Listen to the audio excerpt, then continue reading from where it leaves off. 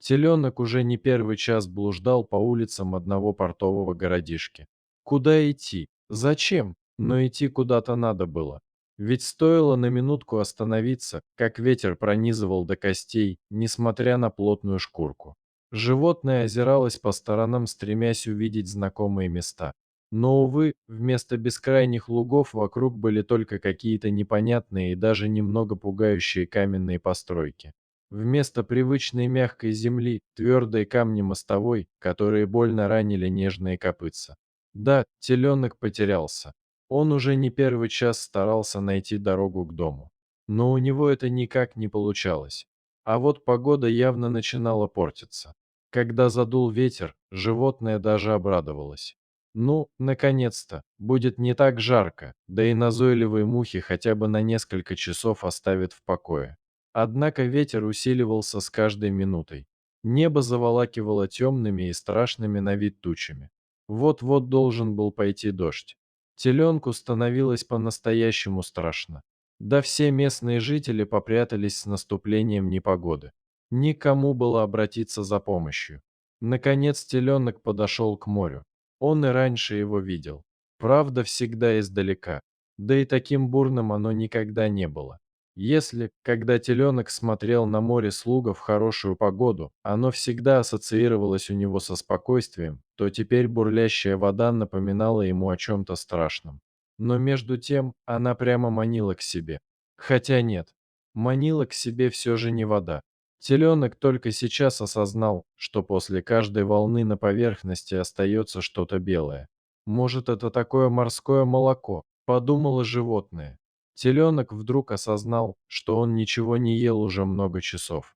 Живот, как бы подтверждая эти мысли, громко заурчал.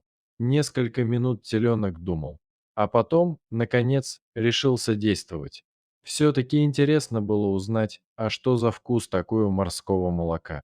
Отличается ли оно чем-нибудь от того, которым его поила мама или нет? Животное осмотрелось.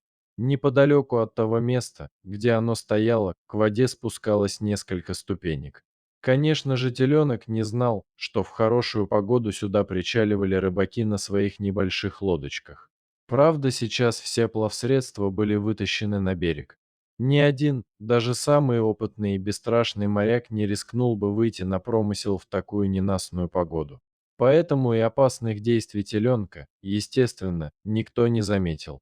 А животное, поборов страх, направилось прямиком к ступенькам. Спустившись на одну из них, оно осторожно попробовало дотянуться до воды. Но не тут-то было. Слишком высоко. Сделав несколько попыток, теленок уже хотел было отказаться от своей идеи, но тут вновь заурчал живот, напоминая о голоде. В итоге он все же решился. В результате уже через несколько секунд теленок стол на самой нижней ступеньке. И все бы ничего, да только вот волны начинали накатывать все более агрессивно.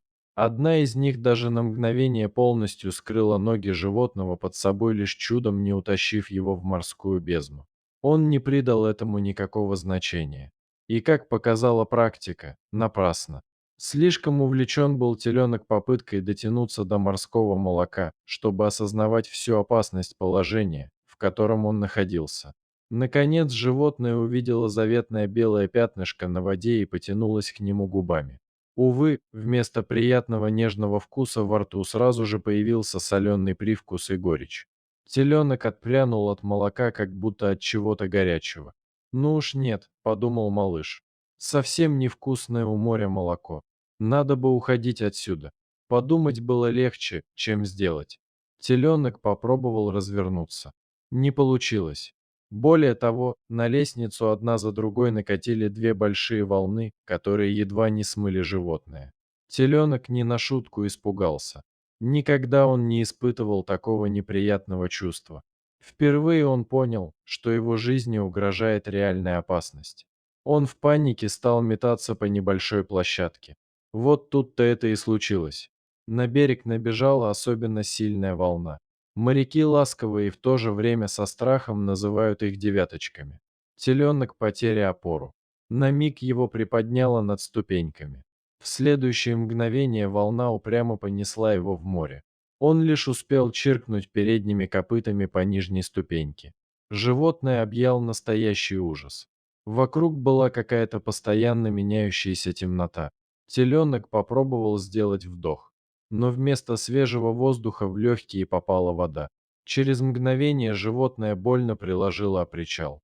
Чертыхнувшись от боли, оно наконец-то вынырнуло на поверхность и смогло сделать вздох. Вот тогда теленок и испытал настоящий ужас. Причал был в паре метрах от него. Но, несмотря на это, он никак не мог подобраться к нему. В отчаянии животное замычало. Этот-то звук и привлек внимание двух рыбаков, которые вышли проверить, насколько крепко привязаны их лодки. Подойдя к причалу, они увидели удивительную картину. В нескольких метрах от берега барахтался теленок. Мужчины поняли, что кроме них спасать животное больше некому. Надо сказать, вытащить теленка на берег удалось далеко не сразу. Все-таки, несмотря на юный возраст, весил он не так уж и мало. Первоначально рыбаки попробовали просто потянуть его к берегу за ноги. Не вышло. Скользкая шерстка не давала возможности по-хорошему зацепиться. Тогда рыбаки решили пойти другим путем. На причале обнаружилась веревка. Мужчины быстро формировали из нее петлю. После этого один из рыбаков, рискуя собой, поднырнул под теленка и накинул ему петлю сначала на передние ноги, а потом и через голову на туловище. Оставалось лишь вытянуть зверя на берег. Заняло это много времени, но, как говорится, игра стоила свеч. Когда теленок оказался на берегу, и мужчины скинули с него петлю, он даже не остановился их поблагодарить. Бегом, бегом от этой страшной воды. Никогда больше не буду к ней возвращаться. В общем, едва освободившись, животное стремглав рвануло в город. Насквозь промокшие рыбаки лишь посмеялись ему вслед. Ну а теленок, пробежав несколько кварталов, наконец-то остановился. Первый шок прошел. Он просто не знал, куда идти дальше. Начался дождь, который усиливался с каждой минутой. Только сейчас теленок понял, насколько его вымотало купание. Сил просто не осталось. Накатило какое-то отчаяние. Ничего не хотелось делать. Животное встало под козырек крыши, где дождь ощущался не так сильно, опустило голову и просто заснуло. Конечно же, теленок даже не подозревал, что его давно уже искали. И более того, животное не знало, что если бы не одна небольшая ошибка, оно никогда бы не оказалось в такой ситуации. А начиналось все довольно хорошо. Тем утром, когда стадо повели на утренний выпас, теленка вдруг впервые отделили от его матери. Хозяин начал приучать молодого бычка к самостоятельности. Он поручил своему сыну отвести зверя в отдельный загон. Мальчик так и поступил.